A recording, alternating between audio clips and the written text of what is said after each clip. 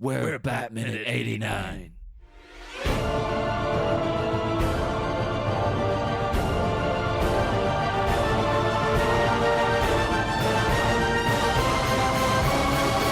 Hello, and welcome back to Bat Minutes 89, the podcast where we analyze Tim Burton's 1989 Batman film 1 minute at a time, putting it through our collective Bat computers and figuring out just what is going on.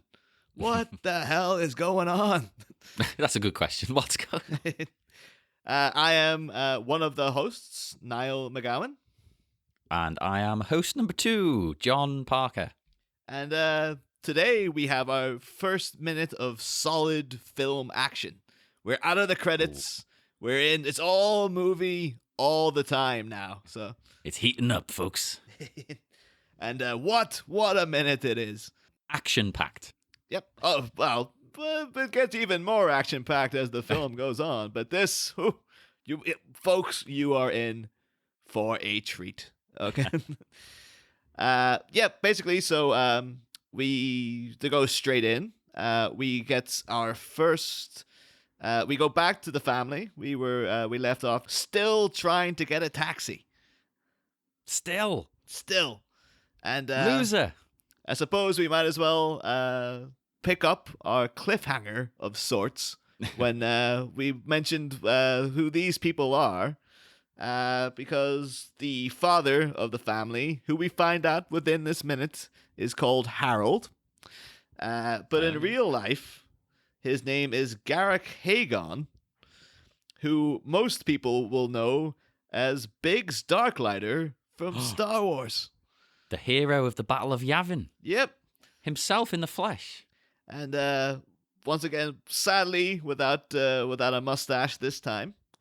But well, I have a theory about that. Ooh. I think this is Biggs from Star Wars. It's the character of Biggs, and he didn't die at the Battle of Yavin. He's on the run.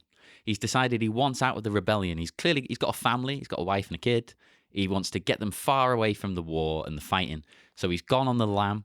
He's took the kids with him. He's shaved the mustache off, and he's gone as far as he can. And he's ended up on a planet that he's found, a little blue planet called Earth. Not a very original name. And he's hiding, and someone's onto him. Someone's found him and tracked him, whether that's Empire or Rebellion, I don't know. Mm-hmm. But that's what he's doing. He's rushing. He's trying to get off planet as fast as he can with his family. That all makes perfect sense because, one, you wouldn't recognize him without that mustache. And two, he does seem to be incredibly exasperated and just desperate to get going, basically.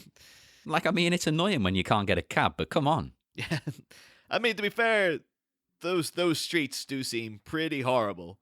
I would be dying to get off them myself. So, like the streets of Liverpool, where we are. But beyond that, Garrick Hagon has appeared in a few things. He's also in Tim Burton's Charlie and the Chocolate Factory. Oh, yeah. He was in an episode of the John Pertwee era of Doctor Who. Who wasn't? In fact, he comes up, he encounters someone in the next minute or two who is also in Doctor Who. Spoiler alert. But, again, this is filmed in, Pinewood in England. So I'm guessing all small bit parts are like, yep, let's bring in everyone who's ever been an actor in England has worked in Doctor Who. So just head on down. But most notably, he also appeared in Arkham Knight, the computer game.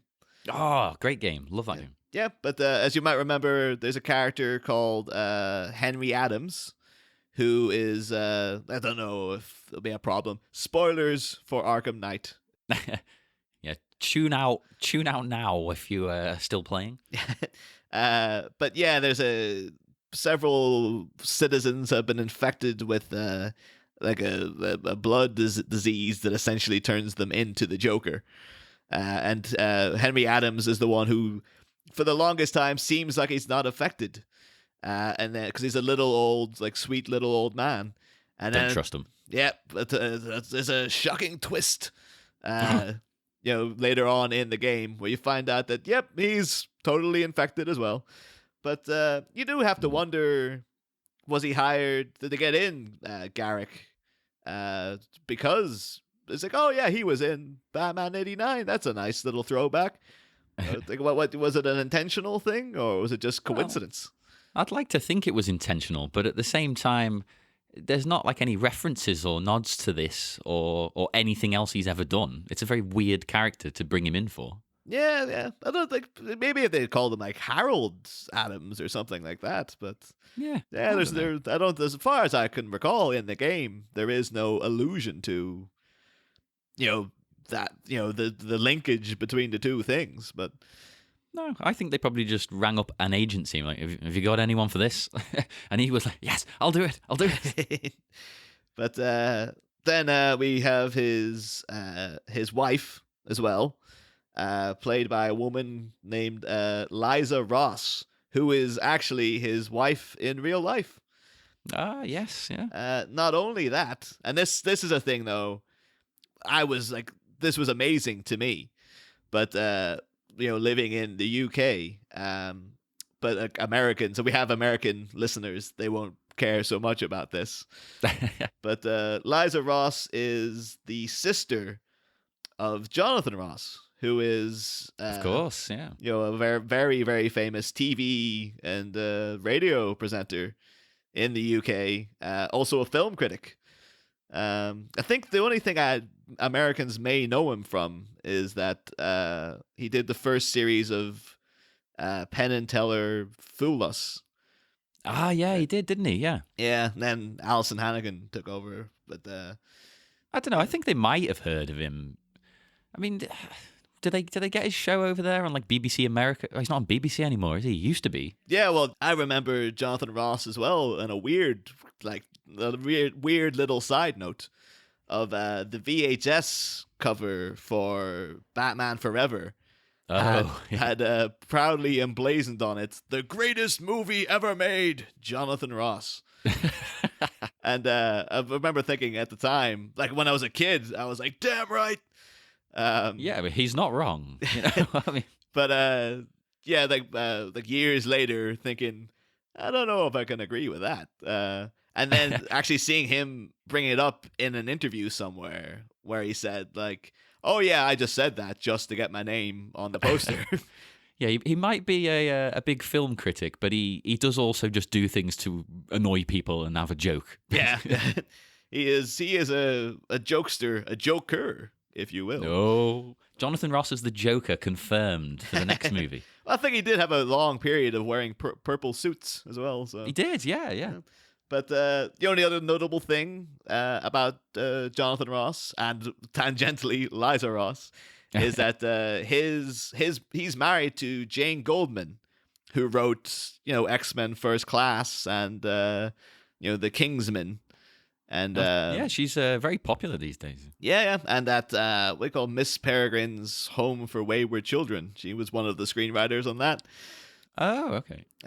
Which is that's Tim Burton. That's our Tim's last movie there. So, well, we may have to cut this bit out, but am I remembering correctly? Did she do something with Kick-Ass? Oh yeah, she was one of the writers on Kick-Ass as well. Yeah, yes, yes, that is correct. We'll leave it in.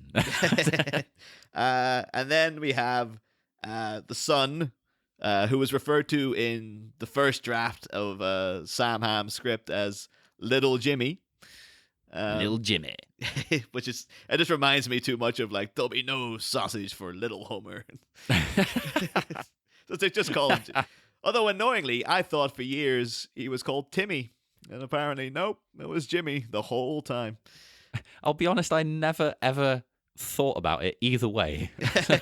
Well, actually, I'll tell you why it was vaguely important to me in a minute when we get to the moment that made it important to me. But it meant a lot in your life. Yeah, but the Little Jimmy didn't do much. Was in an episode of The Bill, and that's his career. So yeah, that's not a great show. So don't look that up, people. Yeah, just police drama. Bog standard. Nothing too exciting with it. But Yeah. The family though here when they trudge off down the road looking for a cab still. I thought to myself, this doesn't look like the kind of place you want to be walking around dressed like that. They look very wealthy. They look very rich, well-to-do. They've been presumably to the theater. Yep. And would you take your wife and kid like around this town? Or maybe they've got no choice. Maybe it's all like that. Well, that's the thing. Because the fact you say like, yeah, they look wealthy. I think there was a little intentional sort of bit of misleading on the filmmaker's part here, because if they do look wealthy, this whole thing is evocative of another certain rich family in Gotham that went out to the theater and had an unfortunate encounter. But yeah, as you say, they're leaving the Monarch Theater, where it's and this is something we'll talk about later when it becomes a bit more emphasized. But apparently they're leaving a film called Footlight Frenzy, which we see in a flashback later on, which either means like this is like it's been re-released, or the Monarch Theater has been showing this film for 20 years. So, it's that good, damn it. I can't speak ill of Footlight Frenzy, but we should do a shout out to Footlight Frenzy Minutes, whoever they may be. They're stuck in minute 60 now, I believe. That's not true. No. But as we're the family take off down this horrible grotty street, we encounter some of the extras on their quest for a taxi. We get seeing there's a sort of like there's a woman here, there's an older woman who looks like she's like Tim Burton's mum or something. And they've probably is, yeah. But they've got like put her in this kind of vaguely fancy, like a little red dress, and she's got pearls on and like a cigarette holder, and she's just sort of like looking around as if like, I'm in a movie, like, and she has I'm an extra. Yeah, and she has this kind of like Baby Jane Hudson kind of look to her. But and then after that we get an even more memorable extra in the woman who's just a blatant prostitute. Yeah, a lady of the night coming on to a child. Yep, which is just not a thing you should do in general, particularly not in front of his parents. Well, that's exactly what happened to me in Thailand, though. Really? Yeah, I was there with my parents. I was 16, and I was a few paces ahead of them in the street, and multiple times this happened. Once a guy came out of an alleyway and was just like, "You want woman?" I was like, "No, I'll be okay, thanks." That's a very British response. "No, I'm fine, thank you very much." And then some ladies were beckoning me into a bar. I was like, "Come in, young sir." I'm like, "No." That's weird. Were you dressed in little Johnny attire of the sort of white shirt and bow tie he's got going there? That's what it is. It's the outfit. People can't resist it. I mean, I dress like that most days, so that explains why people are all over me. We can tell. Like, I don't think Jimmy's got like he's not having a good time, because he's obviously trying to direct his dad with these cries of "Seventh is that way," and Yeah, he really annoys me in this scene. The way he's trying to direct everyone. He pulls the map out and he's screaming, "We're going the wrong way!" Yeah. He seems a bit too concerned that they've gone a few feet in the wrong direction. To be fair, though, like that kid, like he's gone out for the evening to see Footlight Frenzy, this old movie that they won't stop playing, and he's been. There's no way he wants to be wearing that bow tie. No, and he's seen this thing 50 times already. He wants out of this life of misery. So like, I kind of feel for him in that, like, he's not having a good time, and his dad's just been exasperating, and it's just like he knows where they're going, but the dad just Biggs refuses to listen to him. And, Well- not the first time that Biggs' hubris will lead to folly, led to a folly in his own life. But How dare you speak ill of the dead? Well, he's not dead, as I've established, actually. Yes, Yeah, that's his cover. well, that just means now, like, if he escaped, then like Luke would just be resentful because it seemed as if like Biggs was dead, and no, it turns out no, he just slinked off, and Well, it's not like Luke really mourned him for long. Anyway. but he's like that. Did they ever mention or name the Y-wing fighter? Because when you see like the ships leaving, Oh, yeah. there's Luke's X-wing, it's the Falcon. There's a Y-wing, and I'm assuming there's a Wedge is there as well. But like, who was the Y-wing? Where was he the whole time?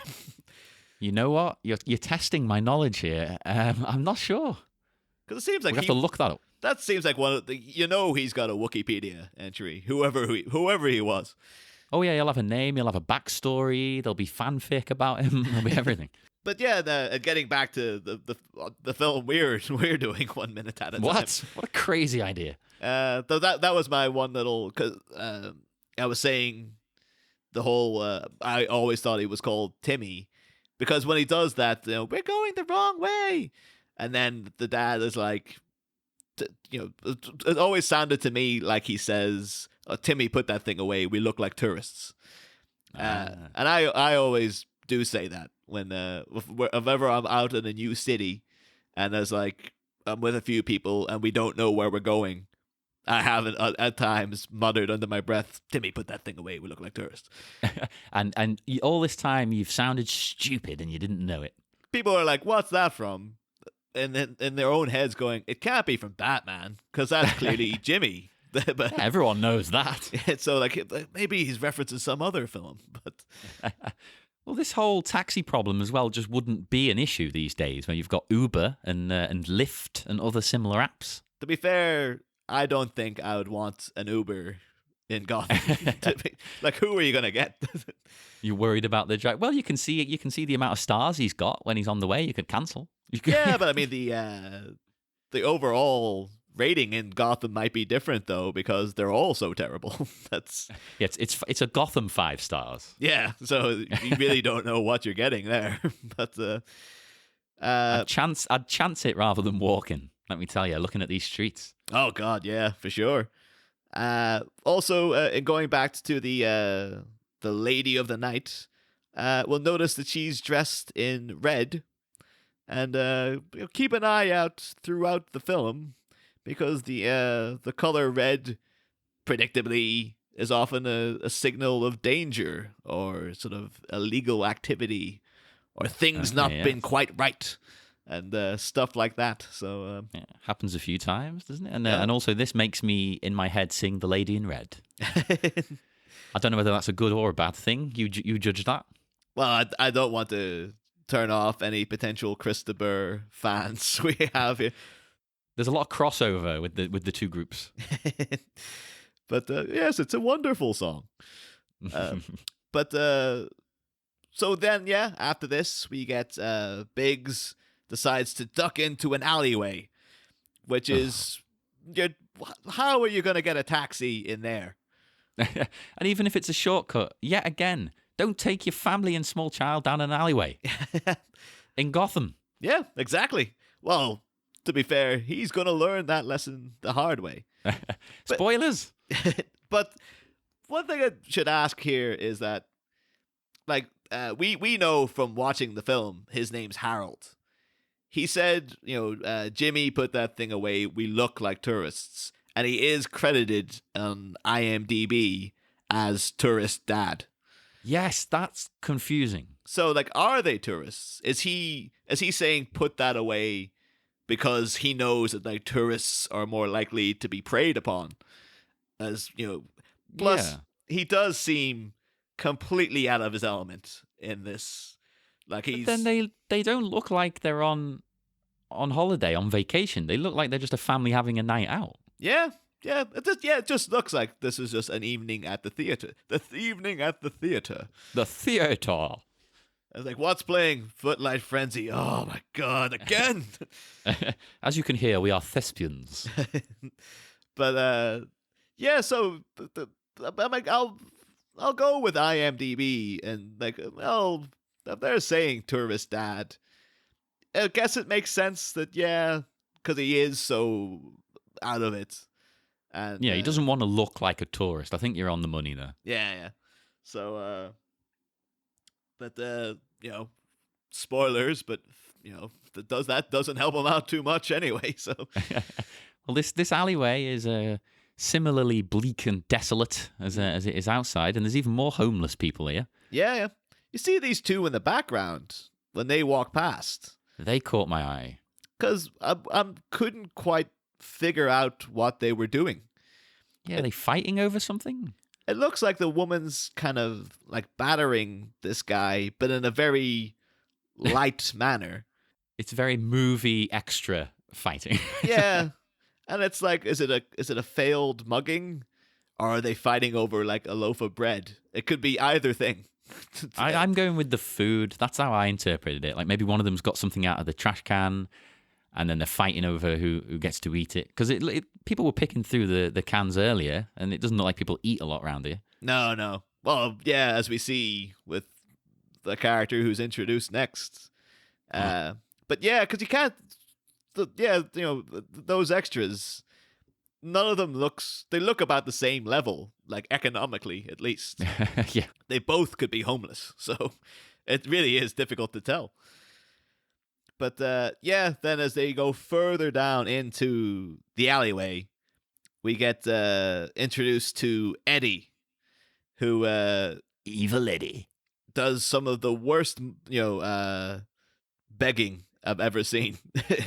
In terms of like, instead of putting on a sob story or trying to evoke sympathy, just barks out, "Hey, mister, give me $1." And well, I don't think he really wants the dollar. I think he has other motives. Well, I thought maybe he's just, he's asking for it, testing his luck. But maybe. Yeah, I suppose as we see, there does seem to be ulterior motive. So, but it's just still like, even if that was your way, don't do it so violently though. Like, well, if you're right and he does need the dollar, he could be pretty desperate. Yeah, I mean, and it's not the best tactic, but he's tried everything else. Maybe. Yeah, and he does look terrible. Oh, he looks like he's dying. His skin tone, the pallor. Oh God, yeah, it's disgusting. I think at the time when I was a kid, you're thinking like, yeah, he looks really ill. But I suppose it's only now you kind of realize, oh yeah, he's probably like a heroin addict or something. That's what they're going for. Well, you're being presumptuous, but yeah, that's the kind of look they've gone for, definitely. Yeah, but then malnourished as well. But it does look very Tim Burton-y though, in a weird way, because he's got that really gaunt, long, pale face, and his eyes are kind of big, googly eyes, but they're sunken into the head. Yeah, it's like a cartoon of a homeless guy. Yeah, it's like a very Tim Burton cartoon of a homeless guy. Yeah, maybe it is. Maybe he literally drew something out, and they're like, yes. Yeah, like, I want that. Find me a guy who looks exactly like that. So, well, lest we sound like we're not prepared and haven't studied these minutes, there is no information about that. Let me just say, nothing I've looked at anywhere has confirmed or denied what I've just said. No. But yeah, this is sort of rounds out the minutes now, actually, because we have him as Biggs steers his family away from Eddie. We get him cut off midline with, "What, are you deaf? You don't." You don't what? It's like, we may never know, John. We may never know. Well, maybe he is deaf. We'll find that out the next minute as well, hopefully. Well, I mean, he wasn't listening to the kid. Yeah, exactly. He's been ignoring everyone else. That could be that he's the explosion in that X-wing impaired his hearing. There you go. In the way he faked his death, it's caused some injury, some permanent damage there to his ears. Yeah, he's never adapted to like he's constantly. And he's not had time to get a hearing aid fitted. And somehow he's had this family, but he's never once listened to a word they've said. Isn't that typical men? And plus, they've just not gotten used to like, oh, he's deaf. Like there's little Jimmy's still just like, we're going the wrong way, Dad. Huh? What was that, son? But yeah, that's it for minute 4. And what will become of Harold Biggs and his family? Yes, make sure you tune in. You can talk to us on all the social media platforms. By all, I mean Facebook, BatMinute89 on there, or BatMinute89 Listeners Society. We've got the 2. So, yeah, join both. And then Twitter, Instagram, and Tumblr, all the same there with the triple threat at BatMinute89. So since I like to do this constantly, we'll just do another shout out to Star Wars Minute, the originator. So yes. check that out if you haven't already. They do good work. They do excellent work. They got everyone into podcasting who's in podcasting. There was no such thing before. It didn't exist as a format.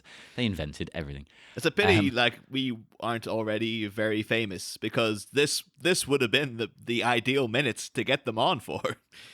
But like we could have talked about Biggs. There's plenty in the next movie. Yeah, but in terms of just having Biggs there, maybe they knew. I'm certain they know who that Y-wing pilot is. But there's plenty later as well that would suit them, because of course Billy D. Yeah, and Hootkins.